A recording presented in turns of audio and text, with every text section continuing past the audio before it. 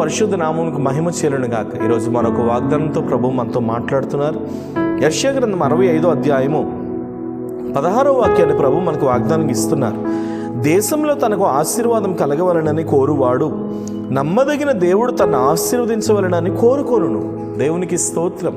నిజమే కదా? నువ్వు ఎక్కడున్నావో అక్కడ నువ్వు దీవించబడాలని ఎప్పుడు నువ్వు కోరుకోవాలి. కొద్దిమంది నోటి నుండి ఎప్పుడు శాపవచనాలే. వాళ్ళు ఎలా అయిపోవాలి, వీళ్ళు అలా అయిపోవాలి, వాళ్ళ బ్రతుకులు ఎలా అయిపోవాలి, వాళ్ళ జీవితాలు ఎలా అయిపోవాలని ఎప్పుడు శాపంతో నిండి ఉంటుంది వారి నోరు. కానీ మీరు ఎప్పుడు గుర్తుపెట్టుకోండి, ఒక్క జల నుండి తీయని నీరు చేదు నీరు ఊరుతుందా చెప్పండి? ఒక నీటి బుగ్గలో నుండి తీయని నీరు చేదు నీరు రాగలదా? అలాగే ఒక్క నోట్లో నుండి శాపవచనం ఆశీర్వాదవచనం ఎలా వస్తుంది? కాబట్టి మీరు ఎప్పుడు గుర్తుపెట్టుకోవాలి, మన నోటి నుండి ఎప్పుడు కూడా శాపవచనాలు అనేవి రాకూడదు. ఎందుకంటే తండ్రి తన పిల్లల్ని ఆశీర్వదించినట్లుగా దేవుడు ఎప్పుడు మనల్ని ఆశీర్వదిస్తున్నాడు. ఈరోజు మనం ఈ స్థితిలో ఉన్నాము అంటే అది కేవలం దేవుని ఆశీర్వాదం. అందుకని మీరు ఎప్పుడు గుర్తుపెట్టుకోవాలి, మీ దేశంలో మీరు ఎప్పుడు కూడా ఆశీర్వదించబడాలని కోరుకోవాలి. నేను దీవించబడాలి, నేను ఆశీర్వదించబడాలి, నేను పైకి రావాలి, నా పిల్లలు పైకి రావాలి, నా పరిస్థితులు పైకి రావాలి, నా కుటుంబం పైకి రావాలి అని ఎప్పుడు మనం కోరుకోవాలి. ఒక విషయం మీకు తెలుసా, ఎప్పుడైతే దేశంలో ఆశీర్వాదం కలగవలనని మనం కోరుకుంటామో నమ్మదగిన దేవుడు కూడా అనుకుంటాడంట, ఈ బిడ్డ ఆశీర్వాదం కావాలని కోరుకుంటుంది కదా, ఖచ్చితంగా నేను కూడా ఈ బిడ్డను నేను ఆశీర్వదించాలి. ఈ బిడ్డ ఆశీర్వాదం కావాలని కోరుకుంటుంది, ఖచ్చితంగా ఈ బిడ్డను నేను పైకి లేవనెత్తాలి.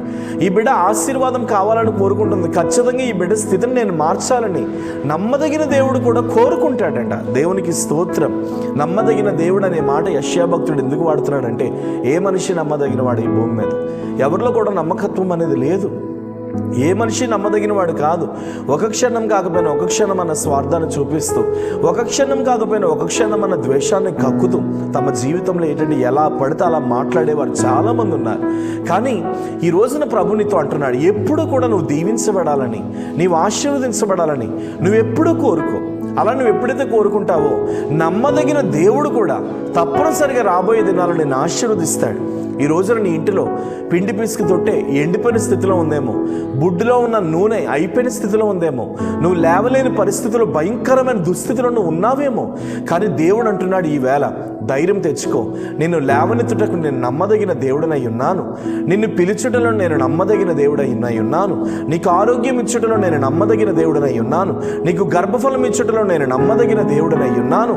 ధైర్యం తెచ్చుకోమని ప్రభు మాట్లాడుతున్నాడు. కాబట్టి నమ్మదగిన దేవుడు నీ ఉన్న దేశంలో నిన్ను ఆశీర్వదించాలని కోరుకుంటున్నాడు.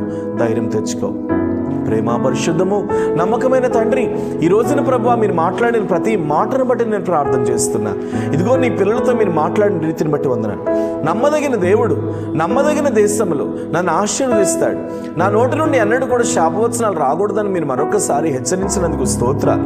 ఎంతమంది ఈ వాగ్దానం చూస్తున్నారు, వారి పిల్లల మీద నీ కృప దిగివచ్చును గాక, వారి కుటుంబాల మీద నీ కృప దిగివచ్చును గాక, వారి బిడలు నీ కొరకు నిలబడుదురు గాక. యేసు నామములో ఉన్నతమైన ప్రభావం వారు చూచుదురుగాక. యేసు నామంలో మీరు వారిని ఆశీర్వదించండి, అనేకులకు దీవెనకరంగా మార్చండి. ఎండిపోయిన వారి బ్రతుకును తిరిగి లేవనెత్తండి, పాడైన వారి జీవితాన్ని తిరిగి కట్టండి. ఎంతమంది ఈ వాగ్దానం చూస్తూ చేదైనటువంటి బ్రతుకును అనుభవిస్తున్నారు, యేసు నామంలో వారిని సన్నిధిలో ఆశీర్వదిస్తున్నారు. అలాంటి కృపను మనం ప్రార్థిస్తూ యేసు నామం నీ ప్రార్థన అడుగుచున్నాను తండ్రి. ఆమేన్. God bless you. దేవుడు నమ్మదగిన వాడు. అనేకులకి ఈ వాగ్దానం షేర్ చేయండి.